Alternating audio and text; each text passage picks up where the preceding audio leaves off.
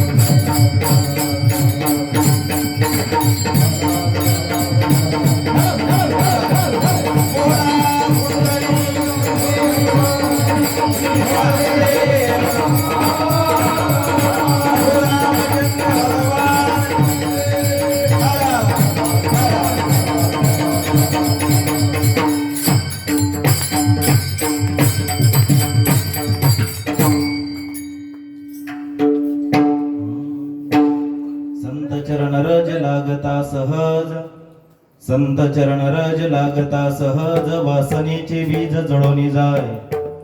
मग राम नामे उपजे आवडी सुख घडो घडी वाढो लागे. कंठी प्रेम दाटे नैनी नीर लोटे हृदय प्रगटे राम रूप. मग राम नामे उपजे आवडी सुख घडो घडी वाढो लागे. तुका मनी साधन सुलभ गोमटे तुका मनी साधन सुलभ गोमटे परी उपदिष्टे पूर्व पुण्य. मग राम नामे उपजे आवडी सुख घडो घडी वाढो लागे. विठ्ठला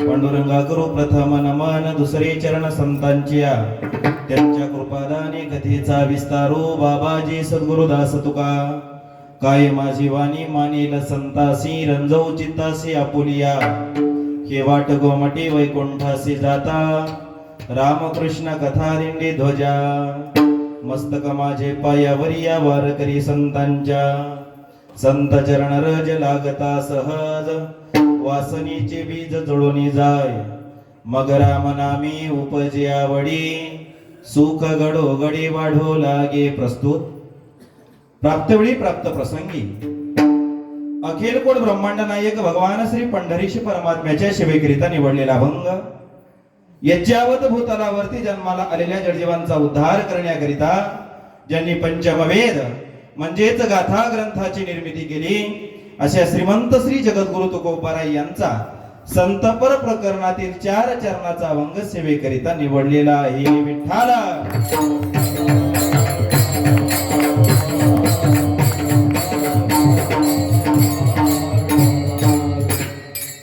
अभंगावरती बोलण्यापूर्वी अल्पसा परिहार तो म्हणजे असा. पवित्र ते कुळ पावन तो देश जेथे हरीचे दास जन्म घेते जेथे वैष्णवांचा वास धन्य भूमी पुण्य देश अशा साधू महापुरुषांच्या पदस्पर्शाने पुनीत पावन झालेल्या या पुण्यवान नगरीमध्ये ऐका मायबाप उत्तराखंड ही देवभूमी म्हणून ओळखली जाते आणि महाराष्ट्र ही संत भूमी म्हणून ओळखली जाते. अशा या महाराष्ट्राच्या मातीमध्ये थोर साधू महापुरुषांच्या पदस्पर्शाने पुनीत पावन झालेल्या या भूमीमध्ये गेली 29 वर्षापासून चालत असलेला हा भव्य आणि दिव्य अखंड हरिनाम सप्ताह वैकुंठवासी प्रातस्मरणीय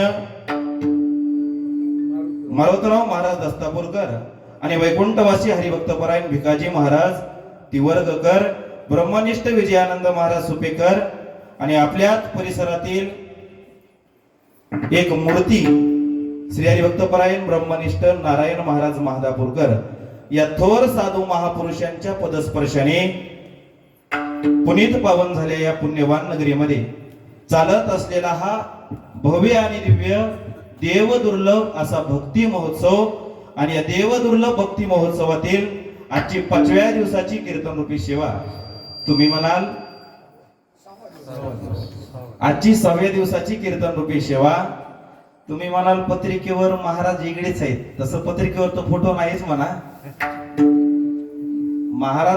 महाराजांचं पत्रिकेवर नाव वेगळं आहे आणि कीर्तनासाठी दुसरे महाराज परमपूज्य आदरणीय अगदी नारायण महाराज महादापूरकर यांच्याच तोलामोलाचं व्यक्तिमत्व प्रेममूर्ती वैराग्यमूर्ती प्रभाकर महाराज झोलकर नाना आदरणीय नानांची इथं बोधडीला कथा आजपासून प्रारंभ झालेली आहे आणि बोधडीला कथा असल्यामुळे या ठिकाणी नानांनी कीर्तनाची तारीख दिली. पण कथेला आल्याच्या नंतर काही आजारामुळे अर्धा 1 तास महाराजांनी कथा केली आणि 1 तास कथा करून तिथूनच मला फोन केला. म्हणाले अमोल भैया तुम्हाला बोधडीला कथेला आणि निस्पूरला कीर्तनाला 2-3 दिवस मी कथा करणार नाही म्हणून बोधडीवरून परत गंगाखेडला गेले महाराजांच्या आज्ञेने आणि तुम्हा सर्व श्रोते मायबापांच्या चरणारविंदावरती प्रथमतः या नारदाच्या गादीवरून साष्टांग प्रणिपात करतो आणि माझ्या सेवेला प्रारंभ करतो. विठ्ठला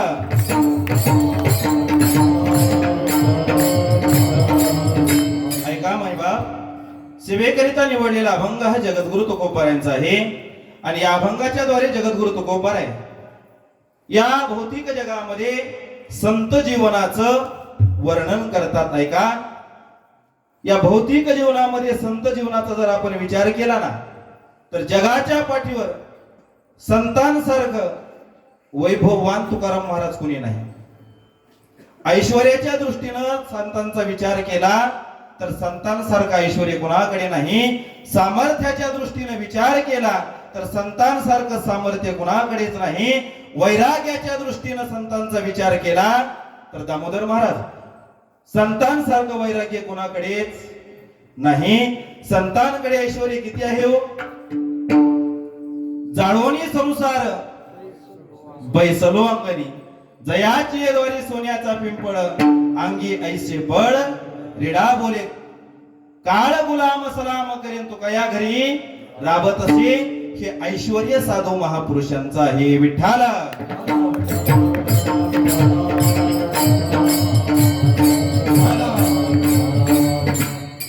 आपण भाग्यवान आहोत मायबाप. कारण वारकरी संप्रदायाची जी काही नियमावली आहे ना, त्या नियमावलीला धरून कामाजी महाराज हा उत्सव सुरू आहे. या उत्सवामध्ये दररोज पहाटे 4 ते 6 या वेळेमध्ये काकडा भजन आहे. मायबाप मला एक सांगा, काकडा कोणाकरिता आहे हो? तुम्ही म्हणा. ज्यांना गुत दिलं दामोदर महाराज. मी कीर्तनामध्ये टाळी वाजवा म्हणणं सुद्धा बंद केलं. असंच काल कीर्तनामध्ये म्हणलं टाळी वाजवा.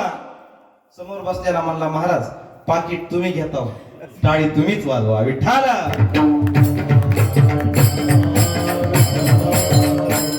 ऐका, काकडा कुणाकरिता आहे मी वर्णन करत नाही. माझे विश्वमौली ज्ञानोबा ज्ञानेश्वरी मध्ये बोलतात, अविद्येची अनिदा विश्व स्वप्नाचा धंदा भोगीत होता प्रबुद्धा. अनादि जो तुम्ही आम्ही सर्वजण अनादि कालापासून या अविद्या रूपी निद्रेमध्ये झोपलेलो आहोत आणि अविद्या रूपी निद्रेतून जाग करण्याचं काम साधू महापुरुष उठा जागे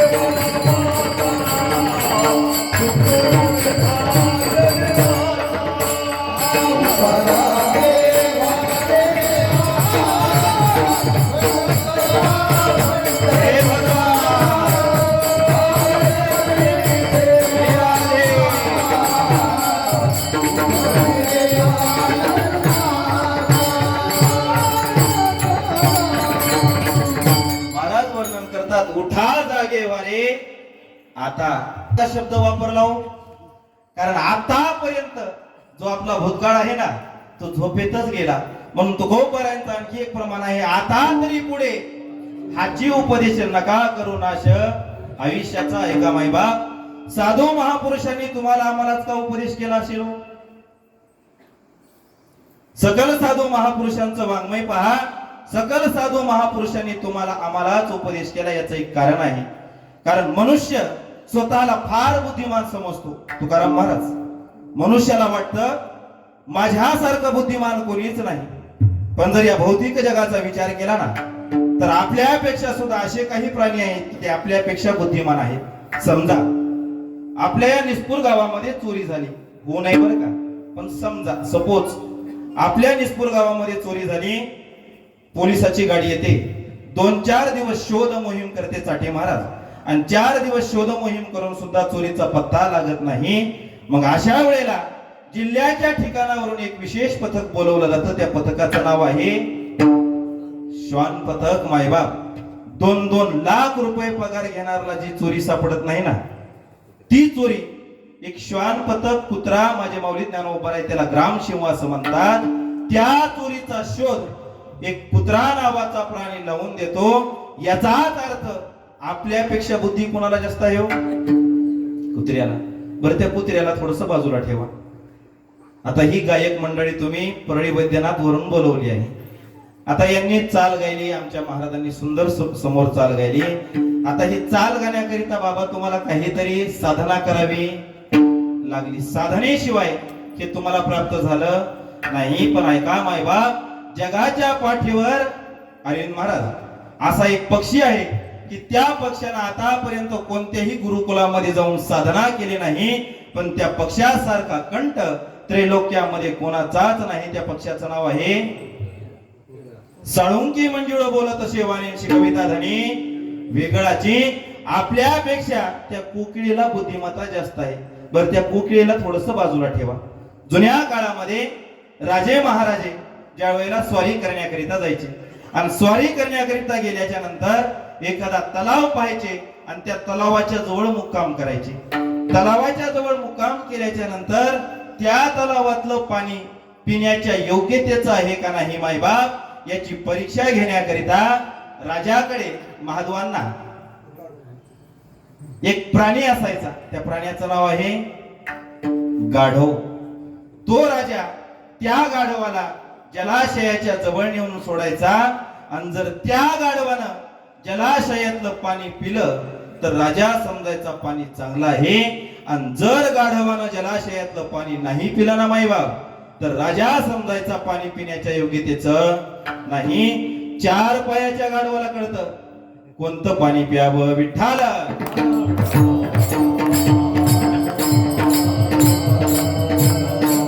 ऐका मायबाप, या साधू महापुरुषा या प्राण्यांकडे एवढी बुद्धिमत्ता आहे, एवढी बुद्धिमत्ता आहे, पण या धर्म मंडपामध्ये एखादा प्राणी आहे का हो? गाय, म्हैस, कुत्रा, कोकिळा, गाढव. कारण महाराजांनी वर्णन केलं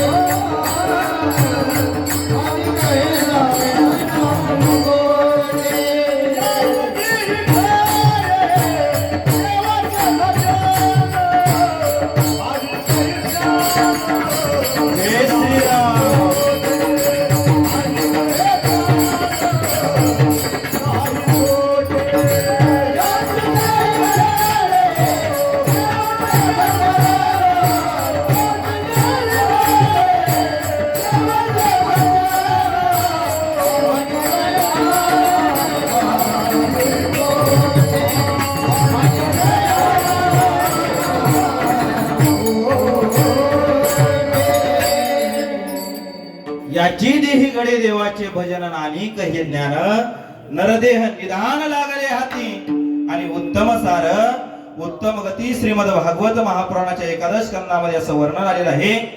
3 गोष्टी अत्यंत दुर्लभ आहेत. मनुष्यत्वम, मुमुक्षत्वम आणि महापुरुष संश्रय. पहिली गोष्ट दुर्लभ आहे नरदेह दुर्लभ दाना 100 वर्षाची. दुसरी गोष्ट काही मी उद्धार पावे ना काही कृपा करेल नारायणाने. तिसरी गोष्ट बहु अवघड आहे संत भेटी परी जग जेठी करुणा केली. मायबाप, अशा साधू महापुरुषांच्या जीवनाचा विचार केला ना तर त्रैलोक्यामध्ये साधू महापुरुषांसारखा ईश्वरी कोणाकडेच. तुम्ही म्हणाल महाराज आम्ही जगद्गुरु तुकोबा यांचं वाङ्मय वाचलं आणि स्वतः जगद्गुरु तुकोबा आपल्या वाङ्मयामध्ये बोलतात आम्ही सदैव सुडके जवळ येता चोर धाके जाऊ पुढती भिके कुत्री घर राखे ती. ही आमच्या संसाराची अवस्था आहे. तरी सुद्धा तुम्ही महाराज म्हणता की संतान एवढा ईश्वरी कुणाकडेच नाही. ऐका मायबाप, याच्याकरिता मी तुम्हाला एक पुरावा देतो. भगवान श्री पंढरीश परमात्म्याचे प्रेम भंडारी दामोदर महाराज, भक्त शिरोमणी श्री संत नामदेव महाराज. त्या नामदेव महाराजांचं जीवन पहा. एके दिवशी नामदेव महाराजांची पत्नी राजाई चंद्रभागेच्या वळवंटामध्ये धुणं धुण्याकरिता गेली आणि धुणं धुण्याकरिता गेल्याच्या नंतर त्याच ठिकाणी तिची एक मैत्रीण परिसा भागवताची पत्नी आली. दोघींमध्ये संवाद सुरू झाला आणि संवाद सुरू झाल्याच्या नंतर परिसा भागवताची पत्नी म्हणते राजाईला, ए राजाई, तुझ्या मालकाला सांग त्या पांडुरंगाचं भजन बंद कर म्हणावं. कारण आतापर्यंत जेवढे त्याच्या नादी लागले ना तेवढे संसारातून तुकाराम महाराज वाया गेले. आपण आणखीन वाया गेलो नाही याचा अर्थ आपण त्याच्या नादी आणखीन लागलेलो. मला आतापर्यंत संतोष भैया एक कोड उलगडलं नाही. कोड असा आहे, चाटे महाराज सकल साधू महापुरुषांनी परमार्थ केला त्यांच्या संसाराला चिरा पडले. ऐका बर का, सकल साधू महापुरुषांनी संसार केला, परमार्थ केला, त्यांच्या संसाराला चिरा पडल्या. आपण परमार्थ करतो, आपल्या परमार्थाला चिरा पडल्या का माड्यावर माड्या झाल्या हो? चिरबंदी माड्या झाल्या विठाला.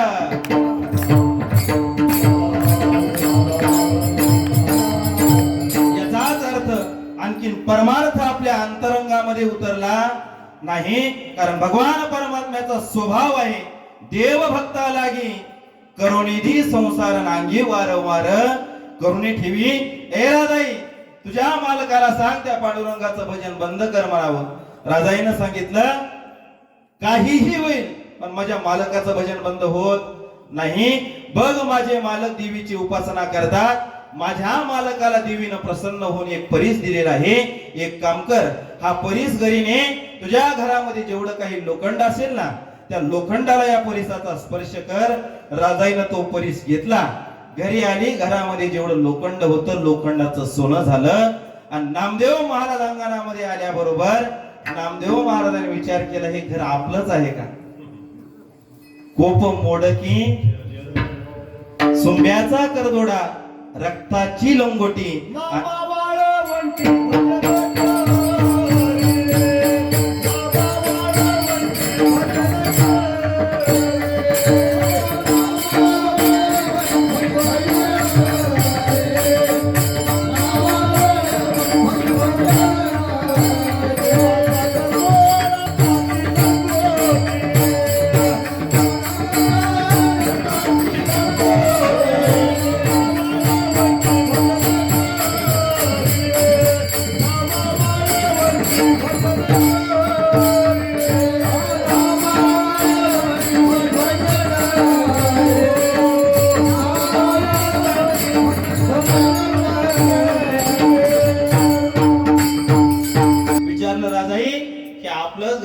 सांगितलं मालक हे आपलंच घर आहे.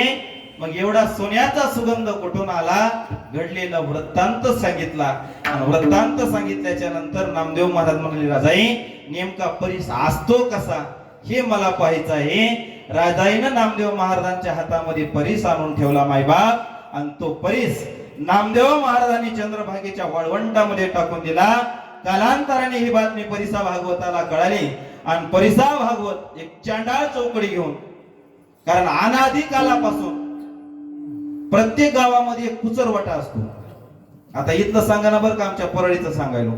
प्रत्येक गावामध्ये एक कुचरवटा असतो. आख्या गावची धुनी जिथं बिना साबणाची धुतली जातात त्याला कुचरवटा म्हणायचं. तिथं ठराविक सभासदांनाच प्रवेश असतो. असे ठराविक सभासद घेऊन परिसा भागवत नामदेव महाराजांच्या अंगणामध्ये आले आणि म्हणाले हे नामा स्वतःला हरिभक्त म्हणून घेतोस आणि सोन्याच्या लोभाच्या पायी परीस चंद्रभागेच्या वाळवंटामध्ये टाकून दिला असं मला सांगतोस. शब्द ऐकल्या बरोबर नामदेव महाराज बाहेर आले. परिसा भागवताचा हात धरला. चंद्रभागेच्या वाळवंटामध्ये गेले. एक मुठभर खडे घेतले मायबाप आणि परिसा भागवताला सांगितलं परिसा याच्यातला कोणताही खडा उचल आणि लोखंडाला स्पर्श करून पहा. कोणताही खडा उचलावा मायबाप. आणि तो खडा लोखंडाला स्पर्श केल्याबरोबर त्या लोखंडाचं सोनं व्हावं. विचार म्हणे नाम्या तुझे म्या देखी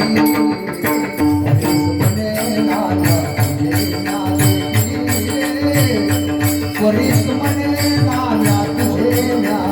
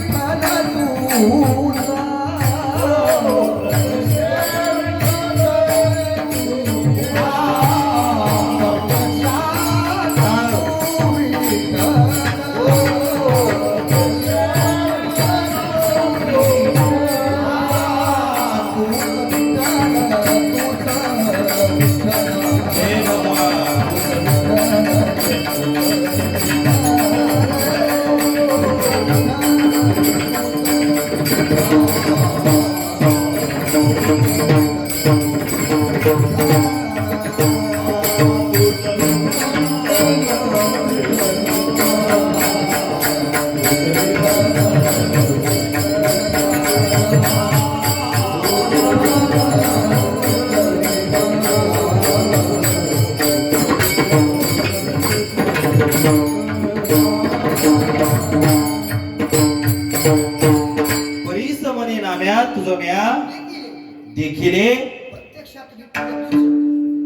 त्या चंद्रभागेच्या वाळवंटाला परीस करण्याचं सामर्थ्य साधू महापुरुषांमध्ये आहे. याचाच अर्थ मायबाप जगाच्या पाठीवर साधू महापुरुषांनी एवढा ऐश्वर्य कोणाकडेच नाही. दुसरी गोष्ट, साधू महापुरुषांनी एवढं सामर्थ्य कोणाकडेच नाही. वैकुंठवासी प्रातस्मरणीय मारुतराव महाराज दस्तापूरकर यांच्या जीवनातला एक प्रसंग आहे. मारुतराव महाराज दस्तापूरकडे सामर्थ्य किती होतं पहा. बाबा, अलीकडच्या काळामध्ये परमार्थ वाढला पण परिवर्तन शून्य झालं. जुन्या काळामध्ये परमार्थ कमी होता कामाजी महाराज, पण परिवर्तन जास्त होतं. का? त्या साधू महापुरुषांमध्ये आचरणाची ताकद होती. कशाची ताकद होती? आचरणाची. जरी तू झालाशी चतुर शहाणा, शुद्ध आचरणा, चुकू नको.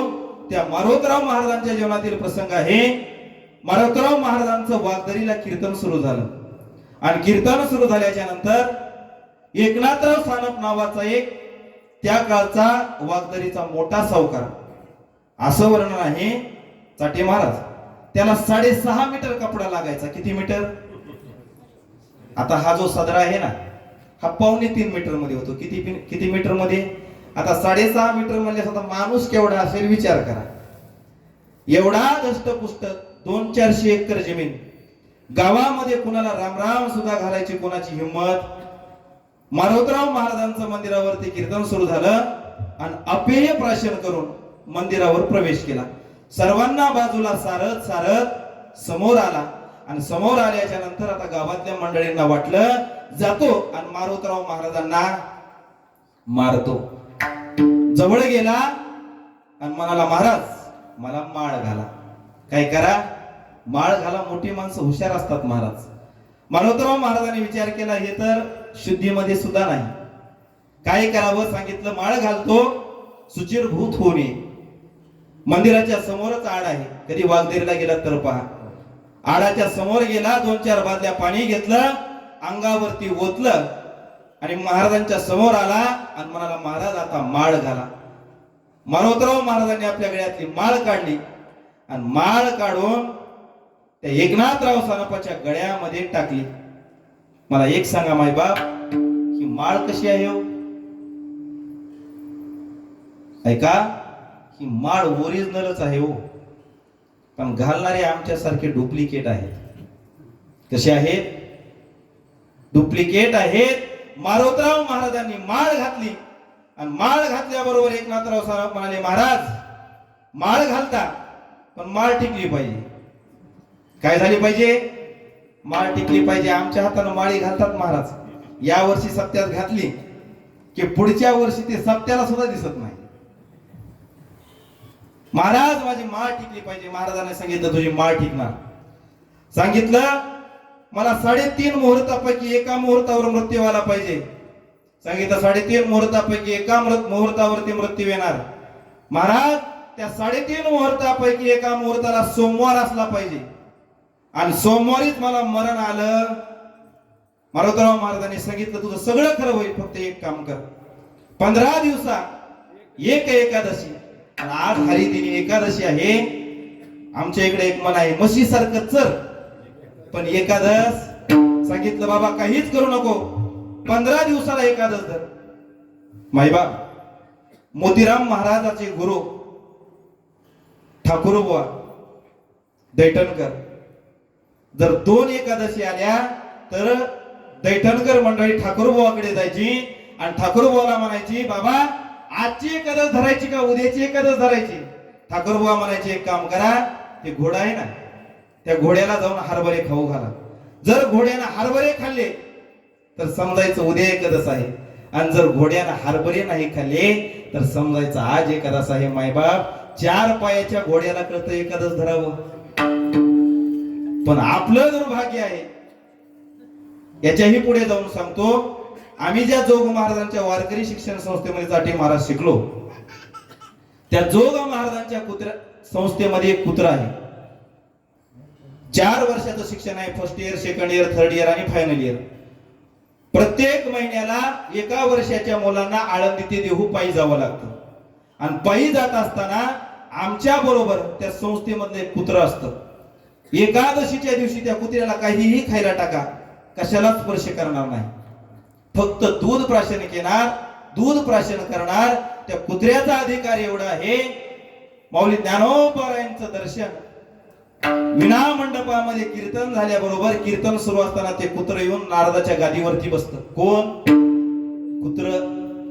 आणि कीर्तन सुटल्याबरोबर जाऊन माऊली ज्ञानोबारायांच्या समाधीवरती दर्शन घेत. मायबाप चार पायाच्या कुत्र्याला कळतो एकादश धरावी विठ्ठला.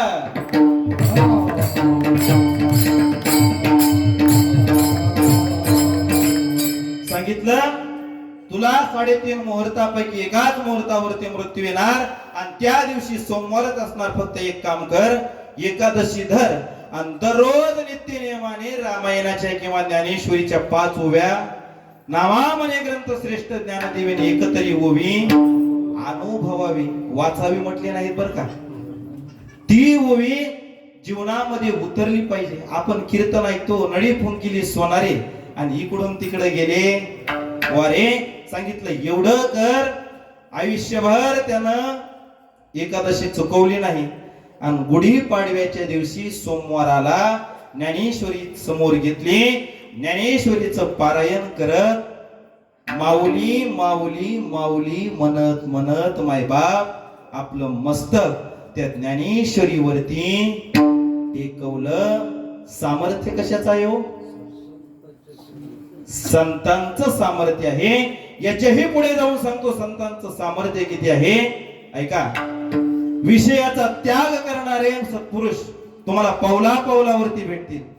विषयाचा त्याग करणारे सत्पुरुष तुम्हाला पावला पावलावरती भेटतील. पण ज्याच्यामुळे विषयच निर्माण होतो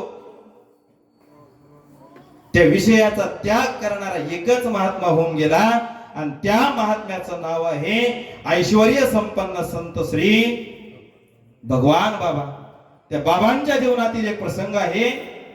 नाशिक जिल्ह्यामध्ये निफाड तालुक्यामध्ये शिंगवी नावाचं एक गाव आहे आणि त्या शिंगवी गावामध्ये माळसाकांत पाटील नावाचा 200 एकर जमिनीचा बागायतदार एक व्यक्ती आहे. त्या माळसाकांत पाटलाच्या घरी भगवान बाबा कीर्तनासाठी गेले आणि कीर्तनासाठी गेल्याच्या नंतर कीर्तन संपलं, मुक्काम केला आणि मुक्काम केल्याच्या नंतर सकाळीच्या वेळेला भगवान बाबा टांगा झुंपला आणि टांग्यामध्ये बसून जाणार एवढ्यामध्ये भगवान बाबांचं लक्ष माळसाकांत पाटलाच्या चेहऱ्याकडे गेला. चेहऱ्याकडे लक्ष गेल्याबरोबर भगवान बाबा बोलले, पाटील मी रात्रीपासून पाहतो तुमच्या चेहऱ्यावरती आनंद दिसत नाही. पाटील कारण काय आहे? ऐका मायबा, साधू महापुरुषांना या संसाराचं वर्म कळालं. काय कळालं? वर्म कळालं. तुम्ही आम्ही पुनरपि जननम पुनरपि मरणम पुनरपि जननी जठरे शयनम, किती वेळा जन्मायवे नित्य व्हावे फजित. ही 84 लक्ष योनीची आपली फजिती दामोदर महाराज कशामुळे सुरू आहे? आपल्याला वर्म कळालं नाही. आमचे वडील एक नेहमी विरोधाने प्रसंग सांगतात, जर वर्म नाही कळालं ना तर फजिती कशी होती ऐका. जुन्या काळामध्ये 30-40 वर्षाच्या पूर्वीचा काळ. आता जसा मुलगा मुलीला पाहायला जातो ना दादा, तसं जुन्या काळामध्ये पद्धती नव्हती. खानदान पाहिजे, विवाह व्हायचे. असंच 30 वर्षाच्या पूर्वी एका व्यक्तीचा विवाह झाला आणि विवाह झाल्याच्या नंतर कधीच सासरवाडीला न गेलेला हा मनुष्य जावई सासरवाडीला निघाला आणि सासरवाडीला निघाल्याच्या नंतर आई म्हणाली, बाळा कधीही सासरवाडीला गेला नाही, स्वाटेमध्ये तुला भूक लागेल, एक काम करते, तुला मुठभर मुरमुऱ्याचा चिवडा करून देते. ऐका मायबाप, आमचा एक परळीमध्ये चाटे महाराज ब्राह्मण समाजाचा मित्र आहे. महिन्याला 5 किलो तूप लागतं. खारीक, खोबरं, काजू, किसमिस, आणखीन काय काय असतं, अंजीर, बदाम, पिस्ता, याच्याशिवाय खात नाही. 1 गुंठा जमीन नाही. किती नाही? आपल्याला 25 एकर जमीन आहे. मला एक सांगा, आपण आळंदीच्या वारीला निघतो, काजू, बदाम, पिस्ता, खारीक, खोबरं घेऊन निघतो का? आमचे चैतन्य महाराज सांगतात, वारकऱ्याचं खाणं पिठलं भाकर एक आणि दुसरं मुरमुऱ्याचा. असा आईनं मुलाला मुरमुऱ्याचा चिवडा करून दिला. सांगितलं, बाळा वाटेमध्ये जिथं तुला भूक लागेल ना, हा मुरमुऱ्याचा चिवडा मुठभर खान, पाणी पी. मजल करत सासरवाडी पर्यंत गेला. दरवाजा वाजवला. सासूबाई धावतच आली, दार उघडलं आणि जावयाला पाहिल्याच्या नंतर सासूला किती आनंद होतो हे काही कीर्तनातून सांगण्याची गरज सासूबाईनं आत बसवलं. सांगितलं जावई बापू आता बसा, जाते 2 मिनिटात तुमच्या सासरी बुवाला मामाजीला बोलावून. मालकीन आपल्या मालकाला बोलवायला गेल्याबरोबर जावयाला भुकेची जाणीव झाली. आणि भुकेची जाणीव झाल्याच्या नंतर काय करावं, खिशातली मुरमुऱ्याची पिशवी काढली. आता वारकऱ्याची मूठ म्हणजे काही लहान लेकराची मूठ असते का हो? महाराज अशी मूठ घेतली, मुखामध्ये टाकली, दुसरी मूठ घेतली आणि मुखामध्ये टाकल्याबरोबर दारामध्ये सासूबाईन सासरे बुवा विचार केला. हे जर पाहिलं तर फजिती झाल्याशिवाय राहत. काय करावं, हातातली मुरमुऱ्याची पिशवी पाठीमाग सारली, पण मुखामधला पसारा काय करायचा. माझ्या मारुती रायाची आठवण झाली की हो. विचार केला, जसं मारुती रायाचं मुख आहे म्हणला तसं आपलं मुख करायचं. मारुती रायाच्या मुखासारखं स्वतःच मुख केलं. असं बम मुख झालं. महाराज सासूबाई जवळ आली, या गालाला हात लाव, या गालाला हात लाव म्हणाली. माय मावा जावई जावा आला होता, दिसायला नीट नेटका नादर, माझ्या जावयाला गाल फुग्या, या गालाला हात लाव. महाराज पाहत पाहत सर्व गाव गोळा झाला. पण जावई काही केल्या तोंड उघड. आता याला खरच दातकीड बसली होती, तोंड उघडत नव्हतं का सोंग केलं होतं.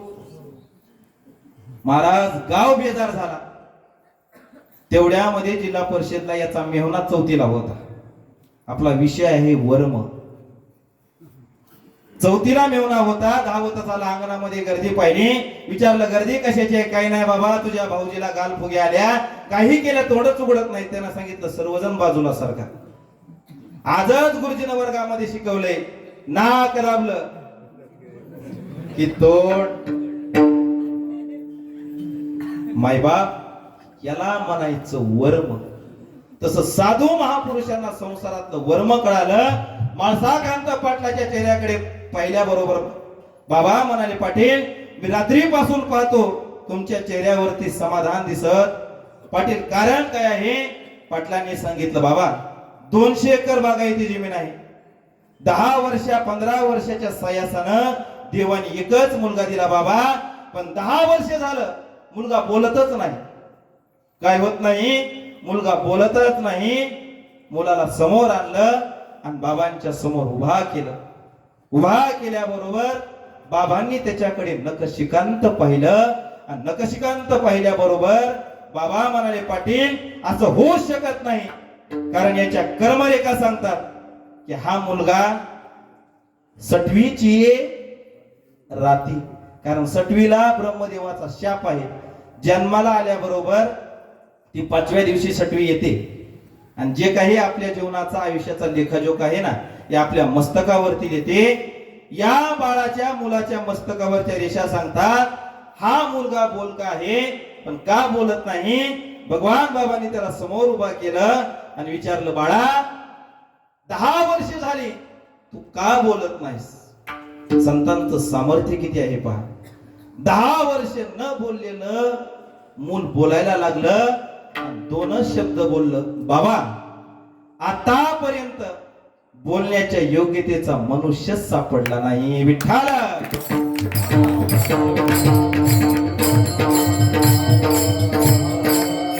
अशुभतया पुढे शुभ होणे ठाके. हे सामर्थ्य या संतांचं आहे. आणि अशा संतांची चरण रज, संत चरण रज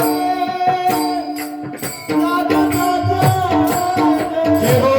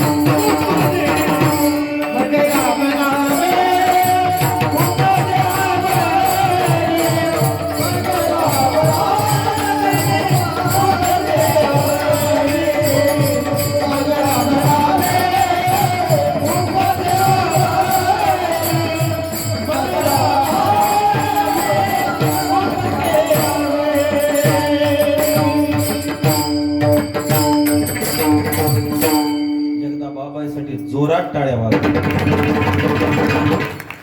याला म्हणायचं मुरलेलं लोणचं. कसं लोणचं? मला एक सांगा माता मौल्यांनो, लोणचं घातल्या घातल्या त्याला चव येत्या, चव लागती का मुरल्याच्या नंतर हो पिकली या शेंग कडूपण. महाराज या वयात ही ताकद आहे. संत चरण रज. आता बाबा एखाद्या वेळेस पाडभेद असू शकतो. आमच्या वाचनामध्ये जे आलं संत चरण रज लागता सहज. आता एखाद्या मालिकेमध्ये गाथ्यामध्ये संत आचरण लागता सहज वासनेची बीज जळून जाये. ऐका मायबाप जगद्गुरु तुकोबाराय सांगतात संत चरण रज लागता या सहज शब्दाखाली अंडरलाईन करा. सहज. सहज कशाला म्हणायचं?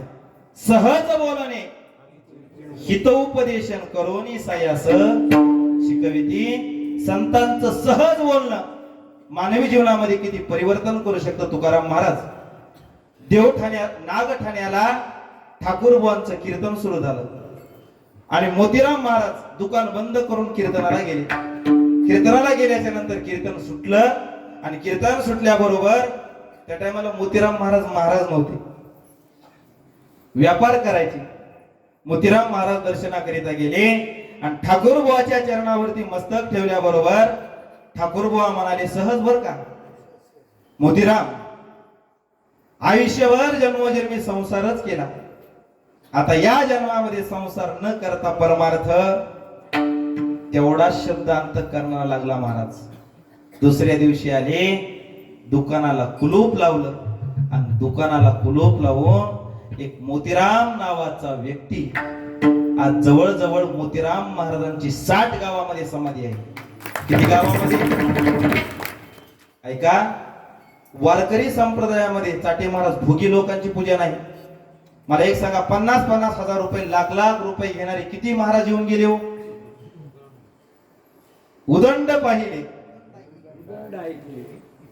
महाराज. महापुर गेले की हो, पण 750 वर्षापूर्वी. आता तरी ही साधनं आहेत, फेसबुक, ट्विटर, इंस्टाग्राम, पण कसल्याही प्रकारची साधनं नसताना आज तागायत माझ्या विश्वमौली ज्ञानोबारायांची कीर्ती जिवंत आहे. आज तागायत जगद्गुरु तुकोबारायांची कीर्ती जिवंत आहे. आज तागायत एकच राजा असा होऊन गेला की त्या राजाला साधू महापुरुषांनी महाराज ही पदवी दिली. छत्रपती शिवाजी महाराज, धर्मवीर संभाजी महाराज. ऐका मायबा, आज तुम्ही आम्ही हिंदू म्हणून जन्माला आलो, हिंदू म्हणून बर का, हिंदू म्हणून जन्माला आलो आणि या धर्म मंडपामध्ये बसून आपण कथा कीर्तन करतो ना. जर ही पुण्याई कोणाची असेल ना अरविंद महाराज, तर ही पुण्याई छत्रपती शिवाजी महाराज आणि धर्मवीर संभाजी महाराज. 400 वर्ष झाली या महापुरुषांना. भगवान बाबांना जाऊन 60 वर्ष झाली आणि भगवान बाबांच्या समकालीन संत मोतीराम महाराज वाऱ्या हाती माप चाले सज्जनाचे आणि कीर्तिमुख त्यांचे नारायण. सहज त्यांच्या ऐकता गोष्टी आणि परमार्थ पोटी दृढावे. किंवा माऊली ज्ञानोबारायांच्या भाषेमध्ये बोलायचं झालं, जयाचे विसाट शब्द सुखे मनो येती वेद, सदेह सच्चिदानंद का नव्हते ते विठोबार कुमारी.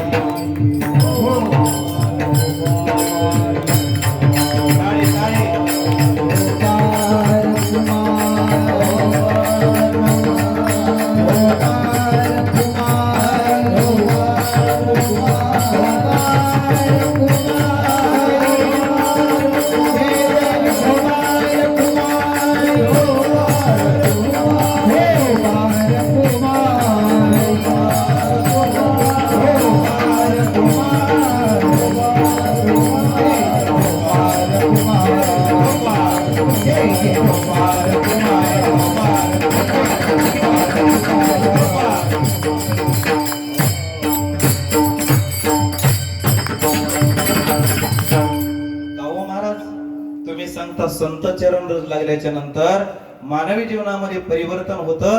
आतापर्यंत या संत चरण रजाचा परिणाम कोणावरती झाला आहे का? ऐका, संत चरण रजाचा परिणाम प्रामुख्याने तिघांवरती होतो. पहिला आहे संत चरण रजाचा परिणाम जडावरती होतो. दुसरा आहे संत चरण रजाचा परिणाम जीवावरती होतो, आणि तिसरं आहे संत चरण रजाचा परिणाम देवावरती होतो. का हो महाराज? संत चरण रजाचा परिणाम जडावरती झालेला आहे असं एखादं उदाहरण आहे का? ऐका माईबाप, नाही संत पण मिळत हे अंगी, आणि हिंडता कपाटी राणीवणी. संत ही पदवी नाही बर का, संत ही अवस्था आहे.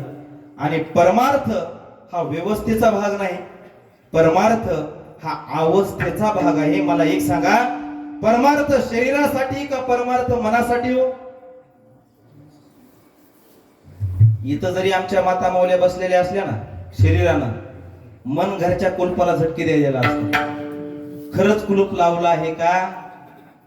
नाही. ऐका मायबाप, परमार्थ हा शरीराचा विषय नाही, तर परमार्थ हा मनाचा विषय आहे. त्या साधू महापुरुषांचा स्पर्श ज्या मातीला झाला ना, त्या मातीचं सुद्धा सोनं झालं की हो.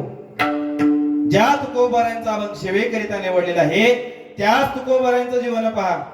दररोज तुकोबारांनी हातामध्ये टाळ चिपुड्या घ्यावा. गोविंद मेरो हे, गोपाल मेरो हे, श्री बाके बिहारी नंदलाल मेरो हे, दीन रजनी हाची धंदा, आणि गोविंदाचे पवाडे. असं भजन करत करत दररोज एका माळावरती जावं. आणि दररोज माळावरती गेल्याच्या नंतर ऐका मायबाप, आपण संत वाङ्मय वाचत नाही. यानं सांगितलं म्हणून त्यानं सांगायचं, त्यानं सांगितलं म्हणून त्यानं सांगायचं. महाराजांनी वर्णन केलं, पाहुनिया ग्रंथ करावे. आपण संत वाङ्मयाचा विचार करत नाही, सहज बोलून जातो. तुकोबारांची पत्नी कजाक होती. कजाक म्हणजे भांडखोर बर का. कशी होती? भांडखोर होती. याच्या उलट या निस्पुरकर मंडळीला, माता माऊल्यांना मला एक प्रश्न करायचा आहे. आपल्या गावातील या माता माऊल्यांचा एखादा मालक दररोज टाळ चिपुड्या विना येतो, आणि सगळा डोंगरच आहे की हो. कामाजी महाराज 2:30 वाजता परळीतून निघाले. नांदेडच्या पुढी कुठं पाणी बघायला? सगळा डोंगराळ भाग. आणि अशा डोंगराळ भागावरती एखाद्या माऊलीचा मालक दररोज माळावरती जातो आणि भजन करतो. आणि असा आपला मालक दररोज जाऊन भजन करतो. अशा आपल्या मालकासाठी या निस्पूर गावातील एखादी माता माऊली स्वतः जेवण न करता स्वतःच्या मालकाला भाकर घेऊन जात असेल, डबा घेऊन जात असेल, आणि अशी एखादी माता माऊली तुमच्या किनवट तालुक्यामध्ये एखादी असेल ना, ती माऊली मला दाखवून द्या. त्या माऊलीचं चरण तीर्थ घेतो महाराज. अशी माऊली शोधून सुद्धा सापडणार. पण तुकोबारांची पत्नी जिजाबाई दररोज स्वतः जेवण न करता मालकाकरिता स्वयंपाक करावा, आणि मालकाकरिता केलेला स्वयंपाक घ्यावा, आणि मजल दर मजल करत मालकाकडे घेऊन जावं. एके दिवशी जिजाबाई तुकोबारांच्या समोर गेल्या. दुपारचे 2 वाजले होते. पात्र वाढलं, आणि पात्र वाढल्याबरोबर पात्रातला घास घेतला आणि मुखामध्ये टाकणार. एवढ्यामध्ये तुकोबारांचं लक्ष जिजाबाईंच्या डोळ्याकडे गेलं, आणि डोळ्याकडे लक्ष गेल्याबरोबर तुकोबाराय प्रेमाने आपल्या अर्धांगिनीला जिजाबाईला आवले म्हणायचे. काय म्हणायचे?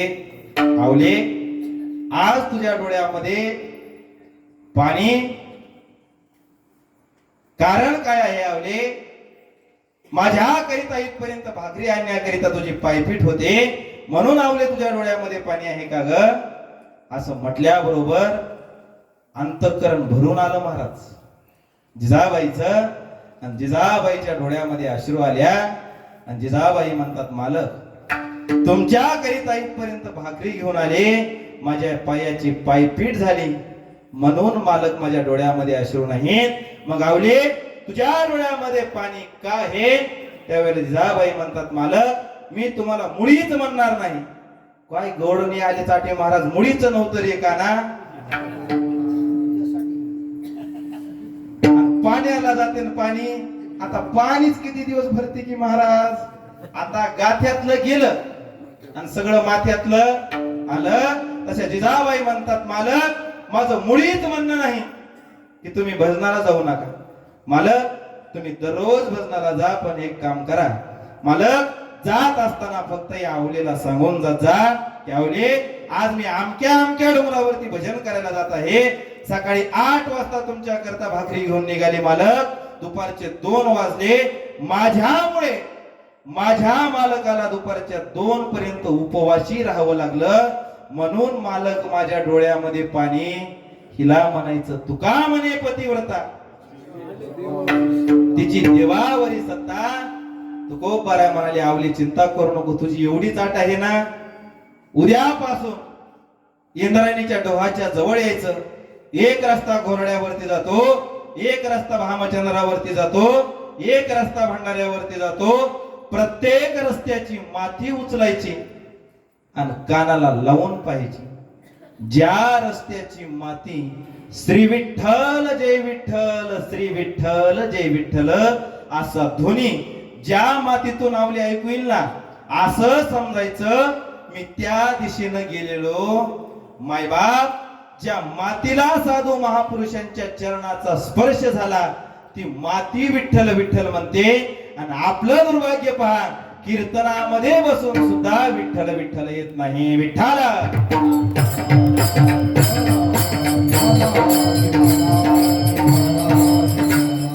आमच्या जनाबाईच्या गौऱ्या विठ्ठल विठ्ठल म्हणायच्या की हो. परिणाम कशाचा आहे? संत चरण रजाचा. पहिली गोष्ट, संत चरण रजाचा परिणाम जडावरती होतो. दुसरी गोष्ट, संत चरण रजाचा परिणाम देवावरती होतो. का हो महाराज? एखादं उदाहरण आहे का? एखादं नाही महाराज, लाखो उदाहरण आहेत. भगवान परमात्म्याच्या वक्षस्थलावरती एका साधूनं मारलेली लात आहे. त्या साधूचं नाव आहे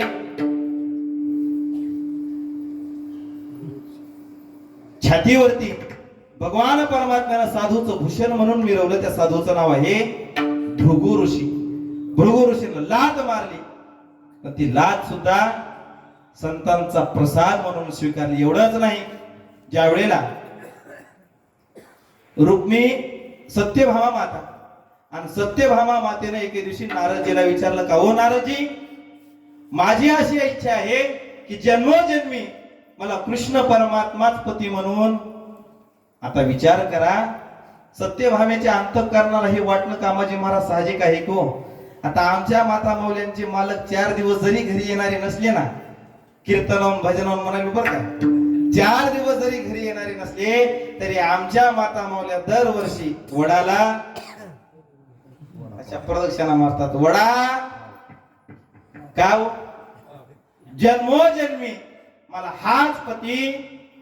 मग आता जिचा पती त्रैलोक्याचा अधिपती आहे, तिच्या अंतःकरणामध्ये अशी इच्छा निर्माण होणं साहजिक आहे.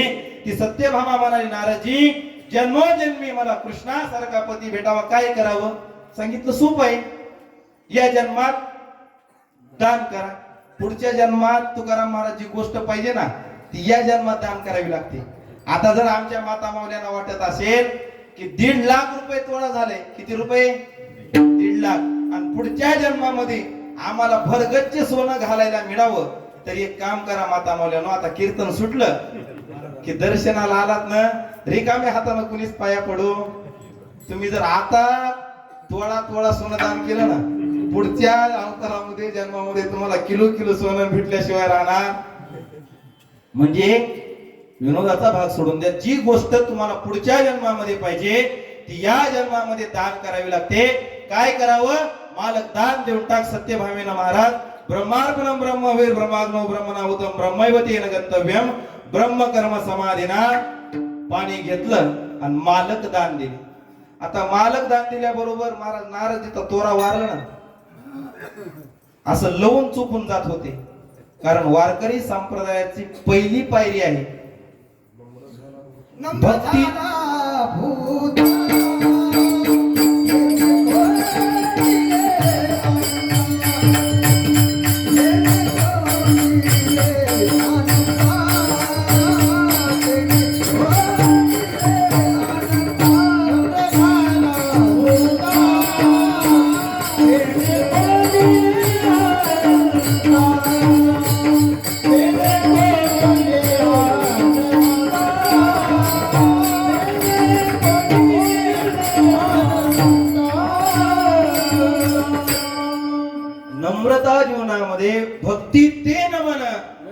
वैराग येतो. अगं मायबा, मनुष्यानं जीवनामध्ये वाकलंच पाहिजे. काय झालं पाहिजे? वाकलं पाहिजे. पण माणसं वाकायलाच तयार नाही. तो मोडून चालले. मी सांगत नाही बर का, अहंकार में तीनों गए, धन वैभव और वंश. अभिमान में तीनों गए, धन वैभव और वंश. न मानो तो देख लो रावण, दुर्योधन और कंस. रावण वाकला नाही म्हणून वाचला नाही, दुर्योधन वाकला नाही म्हणून वाचला नाही, कंस वाकला नाही म्हणून वाचला नाही. जगद्गुरु तुकोबाराने तर असं वर्णन केलेलं आहे, नदीला महापूर येतो आणि नदीला महापूर आल्याच्या नंतर त्या महापुरामध्ये महापुरे झाडे जाती, तेथे लवाळे राहते, तेथे लवाळे राहते, तेथे लवाळे राहते. महापुरे झाडे जाती, तेथे लवाळे राहते, तेथे लवाळे राहते,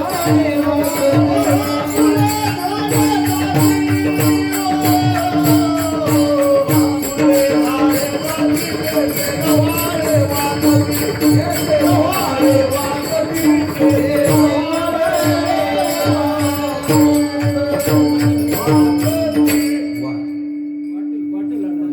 महापुरे झाडे जाते.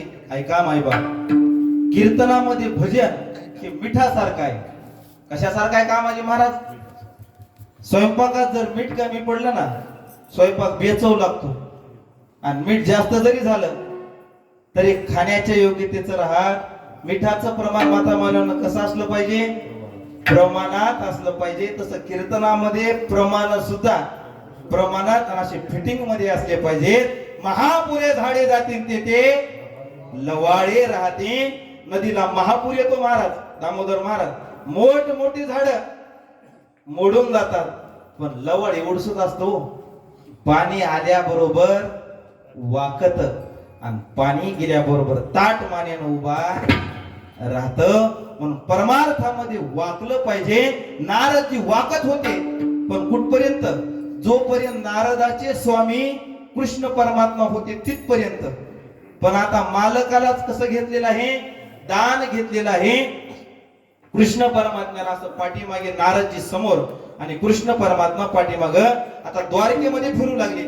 16,106 पत्न्या म्हणाल्या, नारदजी दररोज आमचे मालक पुढे असतात, तुम्ही माग असतात. म्हणजे मालक म्हणू नका. का मालक म्हणू नका? आता सत्यभामेनं तुमच्या मालकाला दान देऊन त्या म्हणल्या, आमच्या मालकाला सत्यभामा दान देणारी कोण? मला एक सांगा. आता गावचा सप्ताह सुरू आहे.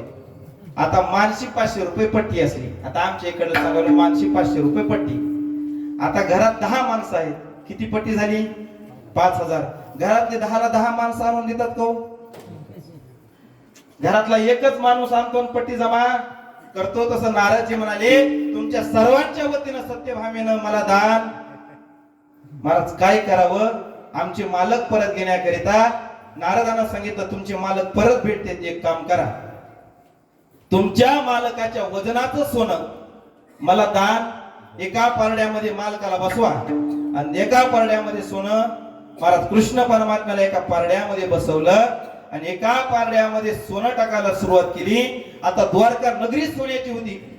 कितीही पारड्यामध्ये सोनं टाकलं तरी सुद्धा कृष्ण परमात्मा 1 इंच सुद्धा उचलायला तयार. तेवढ्यामध्ये एक लक्ष्मणा नावाची कृष्ण परमात्म्याची अर्धांगिनी होती.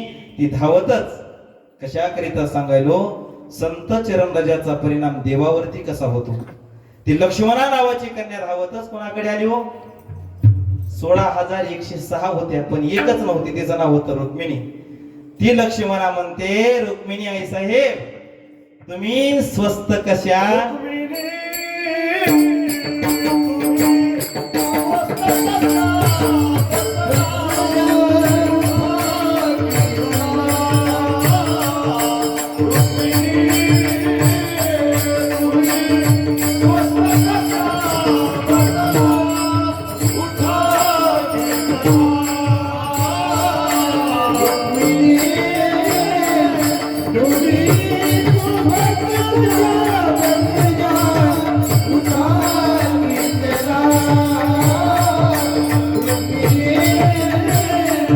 तुम्ही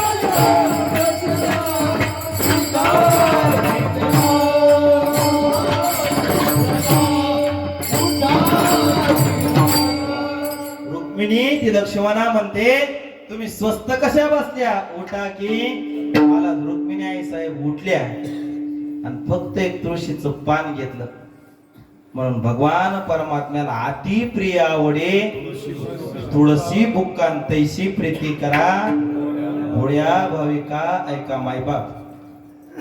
आमच्या इकडं आमच्या गावामध्ये कामाजी महाराज दोघं पती पत्नी दूध खायचा फार छंद. गावाच्या बाहेर घर बांधलं आणि गावाच्या बाहेर घर बांधल्याच्या नंतर मालकीनेनं गॅसवरती पातेल्यामध्ये दूध ठेवलं आणि मालक देवपूजा करू लागले. मालकाला सांगितलं मालक बोका येईल आणि दूध पिऊन जाईल, काय करावं? बोक्याकडे लक्ष द्या. आता मालक देवपूजा करू लागले. मालकाने विचार केला बोलावं तर देवपूजेमध्ये विघ्न येतं. निस्ती मान हलवली महाराज मोरक्या बैलावणी आणि असे घराघरात बैल झाले तो अवताला झोपायची. मान हलवली महाराज आणि मान हलवल्याबरोबर मालकीन घराच्या बाहेर गेली. मालकीन घराच्या बाहेर गेल्याबरोबर बोक्यानं पाहिलं आणि बोक्यानं घराच्या आत प्रवेश केला. बोक्यानं घराच्या आत प्रवेश केल्याबरोबर यानं बोक्याला पाहिलं. रामकृष्ण हरी रामकृष्ण हरी रामकृष्ण हरी असा जप सुरू होता. जसा जसा जप सुरू झाला महाराज तसा तसा बोका पातेल्याच्या जवळ येऊ लागला. आता याने विचार केला आपल्या जपानं काहीच होत नाही, मला आवाज वाढवला रामकृष्ण हरी. चाटे महाराज एका जगन्नाथ महाराज पाटलांचं एक वाक्य आहे, मनुष्याचा आवाज मोठा नसावा, व्यक्तीचा आवाज मोठा नसावा, त्या आवाजातली उंची मोठी असावी. मोठमोठ्यानं महाराज रामकृष्ण हरी म्हणू लागला पण म्हणून काहीच फायदा झाला नाही. आता विचार केला बोका येतो दूध काय करावं. हातात विनेकरी बाबाच्या गळ्यात माळ आहे का, असा एक एक माळा झेंडूच्या फुल्यासारखी तुळशीची मणी होते. माळ घेतली गर गर फिरवली आणि जोरात फेकून मारली नेमकी बोक्याच्या गळ्यात जाऊन. आता बोक्यानं माळ घातली निस्फुरकर. आनंद कोणाला हो? आनंदानच नाचू लागले बोके महाराज की. त्यातला एक वृद्ध उंदीर म्हणला बाबा आनंद कशाचा साजरा करायला आणखी निकाल लागला. कशाचा आनंद आहे सांगितलं दादा आता घरामध्ये वावरण्याची भीती नाही बोक्याना माळ. पण वृद्ध उंदीर मला नेमकी बोक्याची माळ ओरिजिनल आहे का डुप्लिकेट आहे ते मला पाहू द्या. दबक्या पावल्यानं दबक्या पावलानं महाराज उंदीर बोक्याच्या जवळ निघाला. बोक्यानं उग विचार केला मला दूध तर प्यायला भेटलं नाही, उग शिकार आपण चालून येत आहे, मला उग डोळे बंद करावे. तुम्ही बंद करू नका बर का. तुमचे डोळे बंद झाले की आपलं ज्ञानेश्वर माऊली चाटे महाराज मला वाटतं शहाणा वक्त त्याला म्हणावं. मी पुराव्याशिवाय बोलू ना बर का. ज्याच्याकडे नाही पुरावा त्याला गावाच्या बाहेर नेऊ. कारण महाभारतातला पुरावा आहे. भगवान परमात्मा आपल्या बहिणीला सुभद्रेला उपदेश करू लागले. सुभद्रेच्या चक्रव्यूहामध्ये प्रवेश कसा करायचा पण बाहेर कसं यायचं हे सांगत असताना सिंहावलोकन करून पाठीमागे वळून पाहिलं तर सुभद्रेचे डोळे बंद झाले होते. सुभद्रेचे डोळे बंद झाले की कृष्ण परमात्म्यानं सांगणं बंद केलं. तसं बोक्यानं डोळे बंद केले. या उंदराला वाटलं बोक्याची माळ ओरिजिनल आहे, उग बोक्याचं दर्शन घ्यावं आणि आता बोके लय झालेत बर का. बोक्याचं दर्शन घ्यावं महाराज. उंदीर गेला बोक्याच्या चरणावरती डोकं ठेवणार हे बोक्याचं उंदराचं नाही बर का. डोकं ठेवणार एवढ्यामध्ये बोक्यानं झडप घातली उंदीर. महाराज उंदीर उचलल्या बरोबर सर्व उंदर सैरा वैरा धावू लागले. दगा फटका दगा फटका दगा फटका. एक उंदीर दुसऱ्या उंदराला मारला. कशाचा दगा कशाचा फटका काही नाही बाबा, बोक्याची माळ ओरिजिनल. कशी नाही ऐका ही तुळशीची माळ जसं 24 कॅरेट सोनं ओरिजिनल आहे ना, ऐका जसं 24 कॅरेट सोनं ओरिजिनल आहे तशी ही तुळशीची माळ ओरिजिनलच आहे. फक्त घालणारे डुप्लिकेट आहेत. विठाला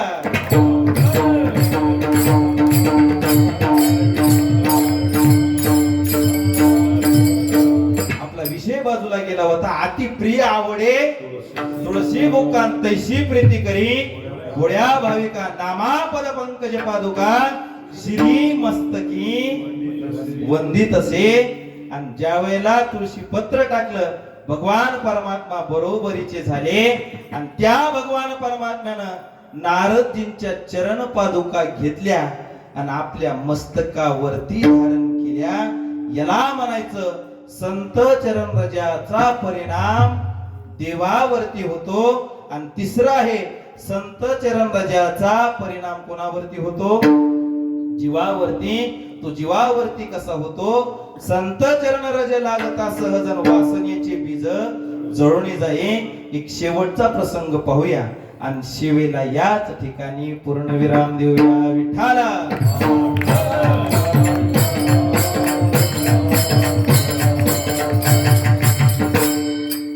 संसारी सुख जोडे तरी का शिविती गिरीकडे राज्य टाकून गेले पुढे ते काय वेडे म्हणावे. मायबाप संसारामध्ये जर सुख असतं ना तर साधू महापुरुषांनी लाथाडीला संसार जाळोनी संसार बैसलो अंगणी. साधू महापुरुषांनी संसाराला लाथ मारली नसती. सामान्याचं उदाहरण सांगत नाही. ज्या घरी कुलस्त्रिया राज्य राणी व संपत्ती हे सुख सांडोनिया कासया योग शिविती. अशा जडभरत राजाचं चरित्र आहे. सर्वस्वाचा त्याग करून जडभरत राजा वनामध्ये गेला. पण वनामध्ये गेल्याच्या नंतर महाराज गंडकी नदीच्या किनाऱ्यावरती एक हरिणाचं पाडस सापडलं. माझ्या हरिणाचं कसं होईल, माझ्या पाडसाचं कसं होईल हे भरत राजाचं नाही. इथं ह्या मृत्यू लोकामध्ये जन्माला आलेल्या प्रत्येक जीवाची हीच अवस्था आहे. एखाद्याला म्हटलं ना चला सप्ताह मंदिराकडे सप्ताह सुरू आलो असतो महाराज, आमचं नातरुण माझ्याशिवाय राहतच, तुम्ही गेल्यावर राहणार नाही का? आजा मेला पंजा मेला बाप मसना गेला देखत देखत नातू पण तो 9 भी मर गए 10 भी मर गए सहस्त्र 88 33 कोटी देवता मर गए पडे का लगे फाशी. प्रत्येकाला जायचंच आहे पण आपल्याला संसाराबद्दल असलेली आसक्ती सुटत नाही. ऐका, संसार घातक नाही, संसाराबद्दल असलेली आसक्ती घातक आहे. आसक्ती ही घातक नाही, ती आसक्ती आपण कोण्या ठिकाणी लावतो ती घातक आहे. जर हीच आसक्ती भगवान परमात्म्याच्या प्राप्तीसाठी लावली तर ती आसक्ती मोक्षाचं साधन ठरू शकते. आणि तीच आसक्ती आपण संसाराच्या ठाई लावली तर अधपतनाचं कारण ठरू शकते. मला एक सांगा, पाण्यावरती नौका असावी का नौकेमध्ये पाणी असावं? झोपले तर नाही ना. पाण्यावरती नौका असावी. आणि जर नावेमध्ये पाणी आलं ना तर नाव बुडाल्याशिवाय राहत नाही. मायबाप तुम्ही आम्ही संसारामध्ये असावं तैसे असावे संसारी. जवरी पक्षी अंगणी उतरती ते का गुंतवणिया राहते. संसार आपल्यामध्ये आला ना, वस्ती कर वस्ती आला, प्रातः काळी उठवून गेला. त्या भरत राजाला एवढं महाराज त्या पाडसाचं चिंतन लागलं, त्याचा परिणाम जड भरत राजा गर्भा गेला घाला तो घातला वासनेने. त्या भरत राजाला 3 जन्म घ्यावे लागले. परिणाम कशाचा आहे? वासनेचा. पण एकदा 3 जन्म घेतल्याच्या नंतर विचार केला या जीवनाचं कल्याण करून घ्यायचं असेल ना तर साधूच्या संगती शिवाय या जीवनाची कृतार्थता नाही. म्हणून महाराज सांगतात संत चरण रज लागता सहज वासनेचे बीज जळून जाई. आणि एकदा का वासनेचं बीज जळून गेलं मग राम नामे उपजया वडील सुख घडोघडी वाढू लागे. अंतःकरणामध्ये राम नामाची आवड निर्माण होते. आणि एकदा का आवड निर्माण झाली, आता आपण या ठिकाणी भागवत कथा श्रवण करत आहोत. सदाशिव्या सदाशिव्या श्रीमद भागवती कथा यशा श्रवण मात्रेन हरिश्चित्तम समाश्रयेत. याचंच वर्णन जगद्गुरु तुकोबारायांनी केलं. सदा नाम घोष करू हरी कथा तेने सदा चित्ता समाधान. चित्ताला समाधान प्राप्त करून घ्यायचं असेल ना तर हरिनामाची आवड निर्माण झाली. कंठी प्रेम दाटे नैनी निरलोटे हृदयी प्रगटे राम रूप. तुका म्हणे साधन सुलभ गोमटे. हे साधन सुलभ आहे, गोमट आहे, पण कोटी जन्माची पुण्य संपत्ती जरी गाठी असेल ऐती तै जोडे माझ्या संतांची संगती. सतसंगे भक्ती उल्लासी बहुत सुकृताची जोडी आणि मनोनी तिळ तिळ पुण्य साचा पडेन तरी हे बहुता जन्मे तुका म्हणे साधन सुलभ गोमटे परी उपतिष्ठे पूर्व पुण्य मगराम नामे उपजावडी सुख गडोगडी वाढू लागे यथामध्ये यथावका सर्पशावडीमध्ये विश्वमौली ज्ञानोबराय जगद्गुरु तुकोबराय ऐश्वर्य संपन्न संत श्री भगवान बाबा यांनी ज्याप्रमाणे बुद्धी दिली त्याप्रमाणे थोडंफार बोलण्याचा प्रयत्न केला. जे बरोबर आहे ते स्वानंद सुख निवासी गुरुनाम गुरु सद्गुरु जोग महाराज वारकरी शिक्षण संस्थेतील गुरुवर यांचा प्रसाद आहे. आणि गेले अनेक दिवसापासून अनेक वर्षापासून माझ्या जीवनामध्ये यांची सतसंगती प्राप्त झाली.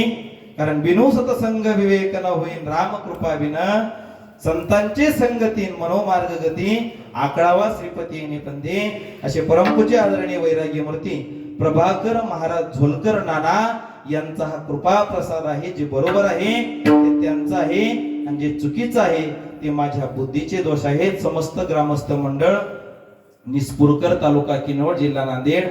आणि महाराज आता इथं कीर्तन म्हणजे मला नवीन नाही बरं, तुम्ही जरी नवीन असला तरी ही आमची सगळी मंडळी आमच्या दामोदर महाराजापासून तिकडे आमच्या महादेवांना पर्यंत कामाजी महाराज महादेव महाराज तू पुन्हा विशेष म्हणजे तुकाराम महाराज सुद्धा आहे. तुका झाला असे सुंदर असे आमचे नारायण महाराज आणि विठ्ठल महाराज. वा नाव बी किती गोड आहे तो नारायण विठ्ठल तुकाराम महाराज महादेव महाराज. पुन्हा मृदंगावरती आमचे श्री हरी भक्त परायण मृदंग महामेरू अरविंद महाराज काळे आणि ज्यांची ही सुंदर सुंदर लहान लहान लेकर आहेत. तरणा भाग्यवंत श्रीमद भागवत महापुराणामध्ये ज्या वेळेला भक्त प्रल्हादाने आपल्या सवंगड्यांना उपदेश केला आहे ना, भक्त प्रल्हादाच्या मुखातील उद्गार आहेत कौमार आचरत प्राज्ञो धर्मान भागवतानिह दुर्लभम मानुषम जन्म तदप्य ध्रुवमतर्दम. मनुष्यानं परमार्थ केला पाहिजे कधी सगळं गेल्यास. तरणा भाग्यवंत नटे हरिकीर्तनात नाही महाराज वरातीत तरी तुमच्या गावाचं भाग्य आहे.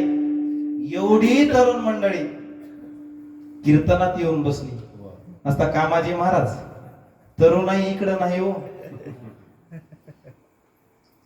शहरातली मुलं बिघडली वाढदिवसानं आणि खेड्यातली मुलं बिघडली वरातीनं. महाराज आमच्या अरविंद महाराजांनी जे भगवान बाबांनी कार्य केलेलं आहे ऐका. भगवान बाबा सामान्य नव्हते. तुळसी उगवल्या रक्त सांडिले जेथे धावोनी आले देव दिले अभय तेथे बैसोनी पाण्यावरी वाचिली ज्ञानेश्वरी. हे जे कार्य आमचे श्री हरी भक्त परायण निवृत्ती महाराज चाटे यांनी हे कार्य उभा केलेलं आहे. आणि या कार्याला महाराज येवलेशे रोप लाविलेद्वारे या रोपट्याला तुम्ही पाणी देण्याचं काम केलं पाहिजे. आमच्या बरोबर आलेले आमचे नानांवरती जीवापाड प्रेम करणारे ऐका मायबाप या महापुरुषांना बाबांनी आलेल्या सांगितलं महाराज आम्ही नानांच्या कीर्तनाचे भुकेले नाही, फक्त नानांच्या दर्शनाचे भुकेले आहोत.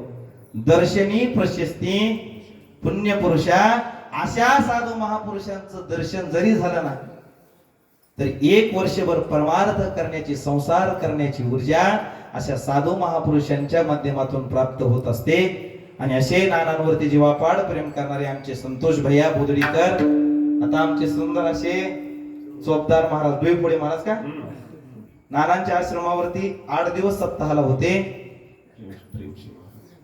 परमपूज्य आदरणीय ज्ञानेश्वरीचे व्यासपीठ चालक आदरणीय पितृतुल्य प्रेमशी महाराज यांच्या चरणारविंदावरती सुद्धा कोटी कोटी दंडवत. आमच्या जनाबाई सारख्या असणाऱ्या चिमुकल्या वारकरी संप्रदायाची जोपासना करणारी ही सर्व टाळकरी वृंद मृदंगाचार्य महाराज आणि तुम्ही उपस्थित सर्व देवरूप श्रोतृ वर्ग सर्वांच्या चरण कमलावरती या नारदाच्या गादीवरून साष्टांग प्रणिपात करतो आणि माझ्या सेवेला याच ठिकाणी पूर्ण विराम देतो. ज्ञानेश्वर